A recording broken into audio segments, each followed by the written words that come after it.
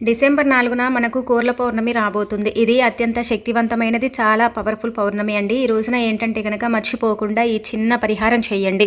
అలా చేయటం వల్ల ఏంటంటే గనక మీ జీవితం మారిపోతుంది. అలానే కాకుండా మీకు ఎటువంటి కోరికున్నా సరేనండి ఖచ్చితంగా తీరుతుంది.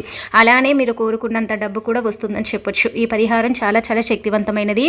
ఏమీ లేదు, ఈ రోజున ఏంటంటే గనక మనకు లక్ష్మీవారంతో కలిసి పౌర్ణమి రావటం చాలా విశేషం కదా. అందుకే ఉదయాన్నే లేవటం, శుచిగా స్నాన కార్యక్రమాలు చేసుకోవటం, ఆ తర్వాత ఏంటంటే గనక ఇంటిని వాకిలిని శుభ్రం చేసుకోవటం, పూజ గదిలో ఉన్నటువంటి లక్ష్మీదేవి పటాన్ని క్లీన్ చేసుకొని ఆ పటానికి పసుపు కుంకుమలతో బొట్టు పెట్టి ఆ తర్వాత ఎర్రటి పుష్పాలతో చక్కగా లక్ష్మీదేవిని అలంకరించి మనం ఏంటంటే గనక దీపధూప నైవేద్యాలతో అమ్మవారిని పూజించుకోవాలి.